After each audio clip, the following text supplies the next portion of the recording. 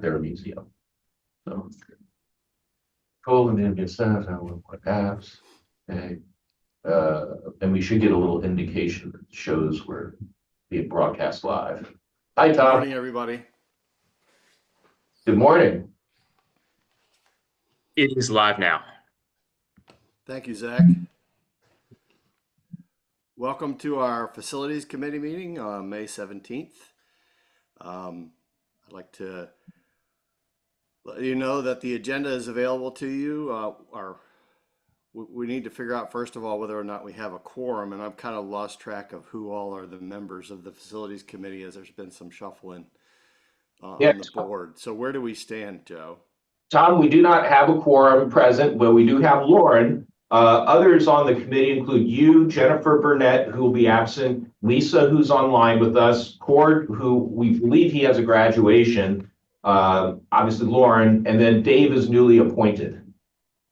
Okay, so Pardon? this will be an informational meeting, and we'll add another set of minutes to the list of ones for hopefully approval in our next meeting. We'll have a quorum.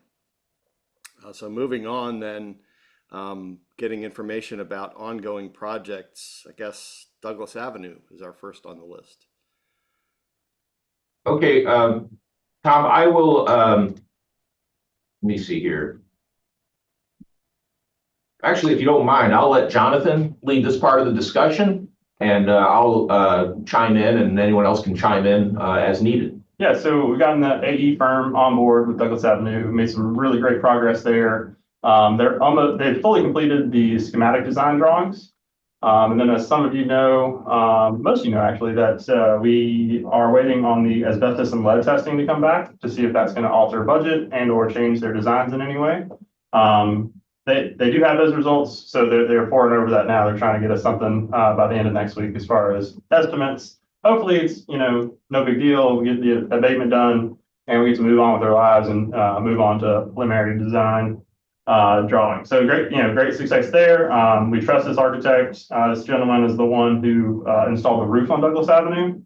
Record time. He works really well with the state. He knows our reviewer, DB Bill Pisa. So everybody, all the chips are falling in the right place for this one. So it's moving forward as we expected. Although, the state process is always longer than what you expect. However, we were on track with the state process. Happy to answer any questions about Douglas. I know we've done some tours of Douglas. The taxidermy is in a room, individual heating, cooling. We've done measures to make sure that's okay. Happy to entertain. That is a maintenance reserve project, so the funding is already available to us. There's no asking the legislature. I mean, we do ask every year to reappropriate it, as the project's going on, but there's no legislative work to be done on that particular project. I'll also point out briefly that we've given Marshall Boyd, one of our research technicians, complete authority to assist with the allocation of space over there. So if he runs into any issues or challenges, of course, he can always lean upon our leadership team. But he's been doing a great job of kind of just making sure that the use of space over there is systematic and not random, let's say. Very good. And we did have our joint meeting with the RNC committee. So I know that one of the outcomes of that was to try to put a key together for the rooms and where the collections are going to go. Sure, Marshall will do an excellent job on that. Are there any questions about Douglas Avenue? Tom, I don't have any questions. This is Lisa. I don't have any questions about Douglas Avenue, but I would love a report out on that joint meeting since I missed it whenever it's the appropriate time. It's I been believe the minutes are in the packet for the full board meeting. It's also item number 4 on the agenda. Perfect. Thank you. Yep. Oh yeah. Okay. So they're connected to our agenda as well. Any further comments about Douglas Avenue? I know we're looking forward to hearing from the A&E contractor about the asbestos and lead abatement issues that may exist. So I guess that'll be the next thing to watch for. How about Starling Avenue? Right, so jumped in there, the bullet points, made a lot of progress on the pavilion and stairway. As you guys know, we try to squeeze every ounce of educational space out of this facility as we can. Designs got near the end, and we realized, we wanted to add some more rail exhibit space. So we instituted a change order, which was allowed, and we went through the proper process, filled out all the paperwork, and moving forward on that. Also, the change order is kind of a dual-edged sword. The decorative rocks for the French drains near the building with small children running around, we posed that issue to DEB. They agreed with us that we need to try to block off the children from the rocks near the windows. So it's a secondary factor in that. Primary, of course, getting the educational panels out there and increasing the use of the space. So for you guys online, you'll certainly a treat when you guys get here next time. You'll see all the progress that's been made.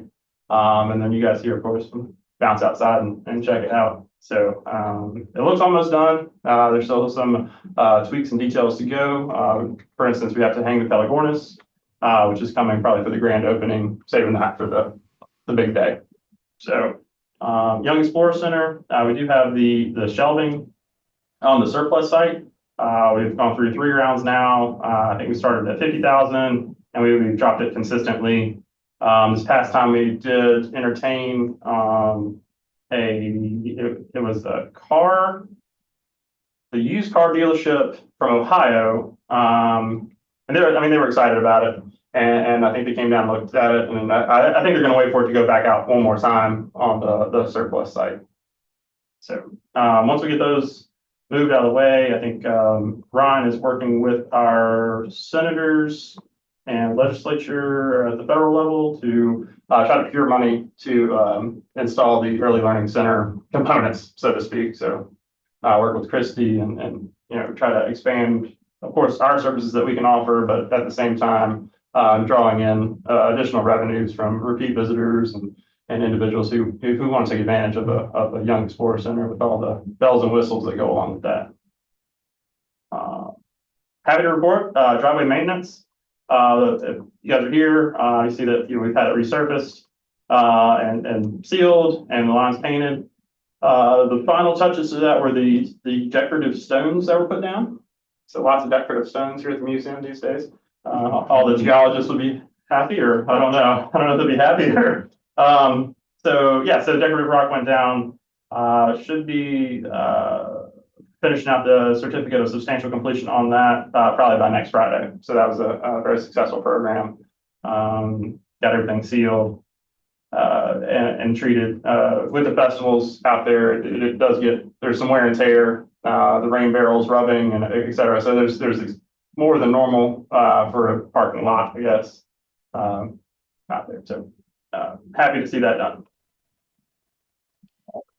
Cool. I have been watching the posts on Facebook of the pavilion and stairway going in. Looking forward to seeing it in person. Any questions about Starling Avenue?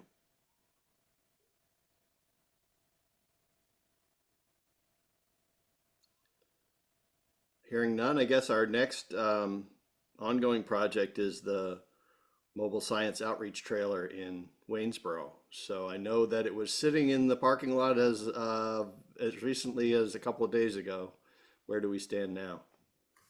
That was most state processes go. We're currently working on the scope for the bid out process for somebody to come pick it up and move it. We had somebody say 90 days ago that was willing to do it. The trip alone was going to be $4,000. So there's a company out of North Carolina.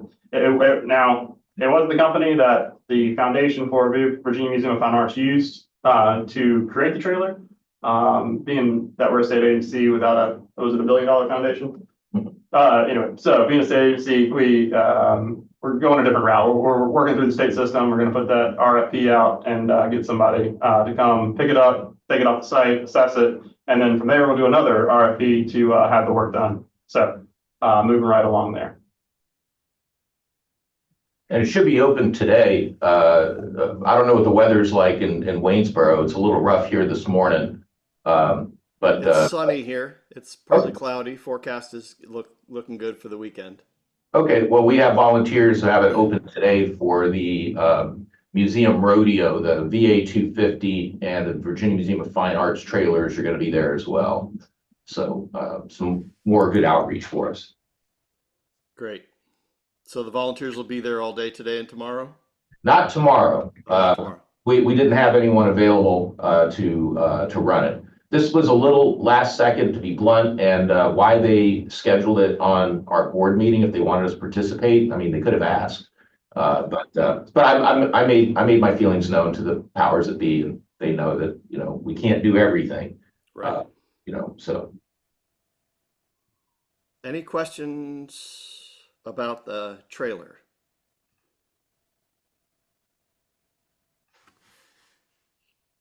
Okay, so I think we're down to the joint meeting that we had with facilities and research and collections committees.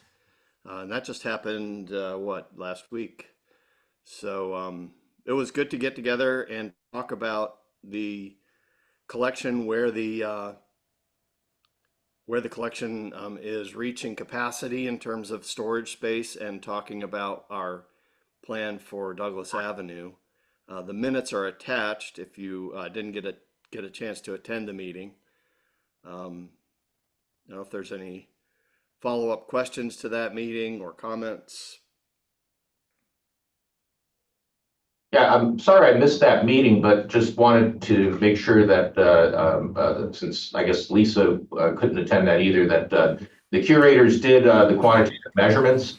So this wasn't just the idea of kind of looking and seeing where the space is starting to lack.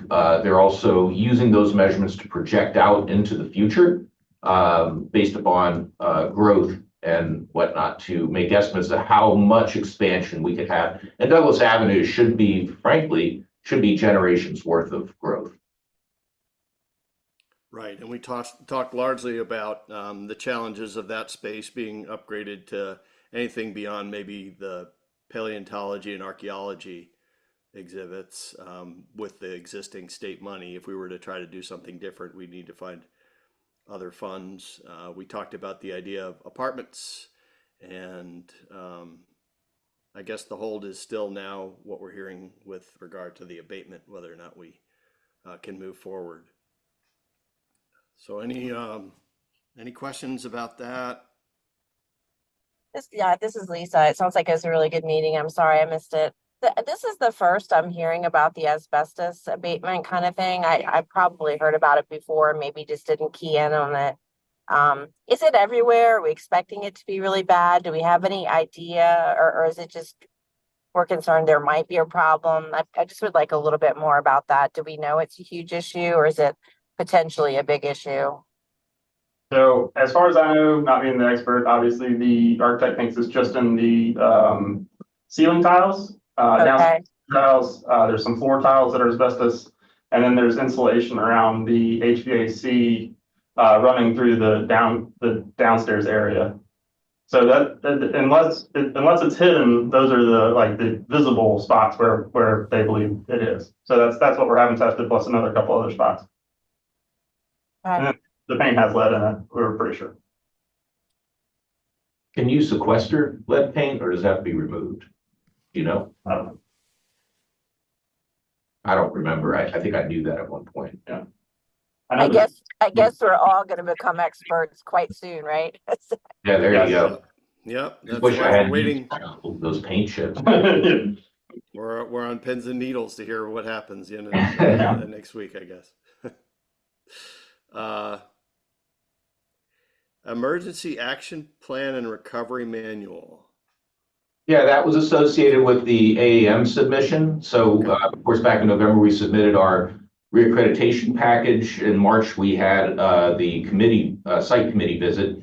In advance of that, between November and March, AAM got back to us. What we submitted under what they asked for their emergency action recovery plan we submitted our COOP, the continuation of operation plan. That's something that the state requires us to have. It's what we submitted for reaccreditation in 2010. This time around, they said it wasn't going to cut the mustard, right? So they're not telling us to get rid of it. They full well understand the state requires us to have one, but they said, please take one of our templates and fill it in with your agency and your facilities and so forth. So we created and shared with you the Emergency Action Plan Recovery Manual. It does go into things the COOP does not go into. For instance, it does go into Douglas Avenue. It even includes the trailer in case of any kind of emergency. It just as that is a new section we list in there where there are emergency resources locally, such as the fire department, what to do during a tornado alarm,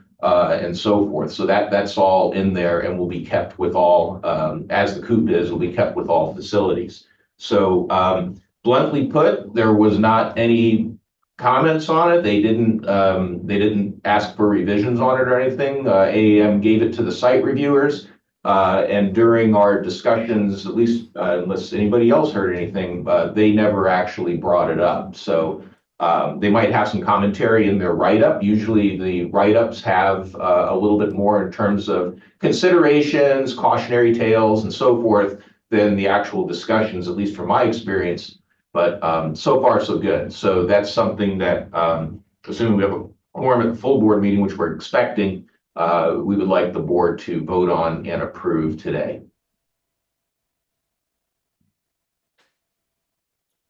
Sounds good. You remember what university it was? It was University of Arkansas, maybe?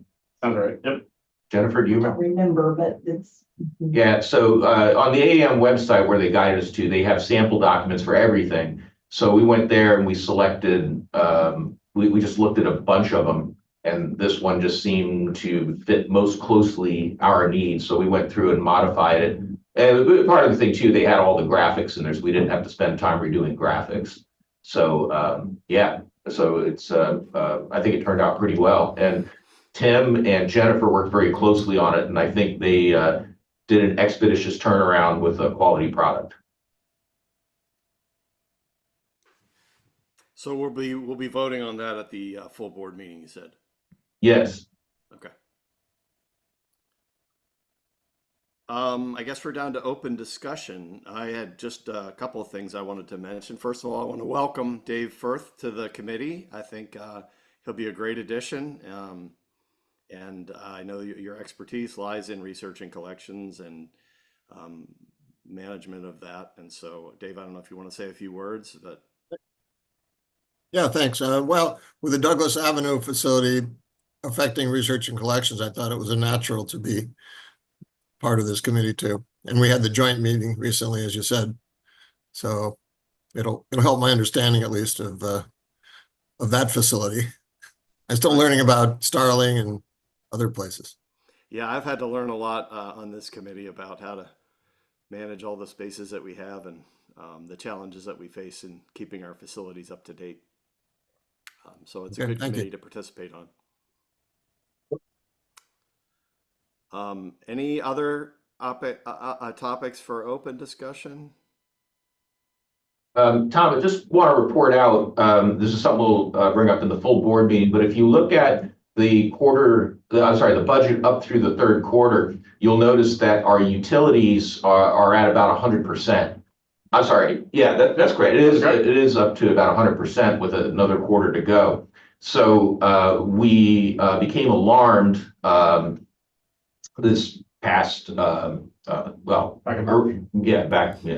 couple of months ago because we noticed that we were getting this unexpected spike. Now we do get months where you get more utility usage and less utility usage, but it was a trend that just didn't make sense. So we reached out to Siemens, who monitors our utilities through the ESCO or Energy Savings Project.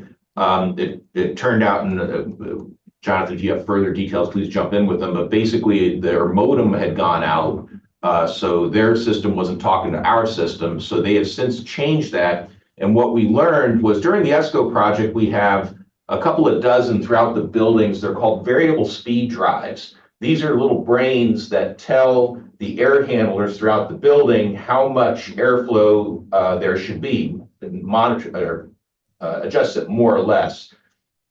And as such, during the ESCO, 5 were changed out because they were found they were bad. And we did find one other one had gone bad since then. So we've, through maintenance reserve, we're having them all replaced. So we'll have all new variable speed drives throughout the building. But that's not enough. So cold weather, there's a lot of cold weather. A lot of the school days were canceled or postponed. So that's going to account for some of it, but not all of it. The variable speed drive might account for some, but not all of it. The other thing that is kind of biting us right now, I think there were 2 rate changes by the city. Yep. Yeah. So this fiscal year, we've gone up twice with the 8.5% this past January. So, and we're looking at another rate increase in July too. So the future budget has baked in several increases. The city, they're working on, I guess, so, but it's a lot of things, lots of variables, but the city is in need of some money. But also, you know, the utility costs are going up. They signed a deal back in the 90s with AMP Ohio, and that is just, the costs are just going up. Yes. That's all electrical, right? When you say utilities, this is all electrical you're talking about. Yeah. Yes. Yes. Gas is in line. Everything else is in line. The electric utility is the troublemaker, so to speak. So, yes, sir. I know it's more long-term, but I've heard of it happening in other places. Has anyone ever thought about solar energy farms? In other words, kind of renting property from a farmer, putting up a bunch of solar panels. It could add a lot of electricity and maybe reduce some of that part of the utilities. Just as a little background, Dave, thanks to Jonathan's effort, we did install a solar array 2 years ago on this building. It does about 20%. Yeah, so that was it's 20% of the utilities. It's 47 kW. It's on the center of the roof. I know what you're talking about, and so the Martinsville City is our electric company. So they have rules that wouldn't allow for us to buy a farm outside in, say, Henry County, and they don't even let us put our utility back on the lines. We have to do a behind-the-meter system. So it's rolling our meter back, but if we had any overages, which we wouldn't because the system's too small, they wouldn't pay us for them. They would just say thank you for the extra electricity and move on. But that's just how, you know, that's just the rules. So we knew that going in. That's why we went with the system we have. But being a city and having the interesting rules around utilities makes that difficult. But I could always ask the city, Dave, if you want me to, and see if we can't work on some kind of grant funding opportunity, maybe through the state now, to see if that might be an option. But just there is some background there of us running into issues with solar and renewables. But they seem to be more open-minded to it now. But I can certainly ask. That's a great point. Yeah, just an idea. It would be futuristic, but in the long run, I don't know, it may be worth looking into. And keep the ideas coming, Dave. I've always kind of fantasized about having 1/3 of our parking lot covered. So you can still have covered parking, but it would actually provide event space during our festivals, but we could completely solarize the roof. Right. But as Jonathan said, the city is not pleased when we told them we were installing a solar array because they knew us to be eating into their profits. Not surprising. Yeah. Yep. Okay, thank you. Yeah. All right, I want to pay attention to our time as some of us are going to transition to the RNC committee meeting here shortly. Anything else for open discussion? This is Lisa. I just have a question. This probably is in the meeting materials, but Joe, you referenced a grand opening for the pavilion. Has that been set? Is there a date for it already? No, we're a little hesitant to do that because of the unpredictability of the construction company. So while the minimal work that's left, with the major part simply being installation of rails, we've set work, like we didn't want to install exhibits until all of the drilling in the concrete was completed for obvious reasons. But we have set a date for the last week of May to install the pellet warnis, the banners, and and rail exhibits. However, we're also trying to be agile because if the company doesn't show up, we just really can't do it. So no, we haven't set a date yet, a hard date. Okay, all right, I'm looking forward to that celebration, so, Me too. Thank you, Lisa. yeah. Okay, so with that, I know at our joint meeting, we decided that our next committee meeting should probably also be jointly with RNC at the time when we reach the 60% design drawings, and that's in the scope of work. So we're kind of beholden to that scope of work, and you'll hear from us as that gets closer, and we'll try to schedule again a joint meeting so we can facilitate the communication between RNC and facilities. And I look forward to seeing some of you at the full board meeting. Otherwise, I would say we are adjourned. Thank you, Tom. We'll see you at RNC. Mm-hmm. Everyone. Yeah. You're going to education. Okay. I don't know where that's. He else you're welcome. Go all the way down to the basement. Oh, no, you said Walker Hall. Never mind. And then, I get lost in here. and So.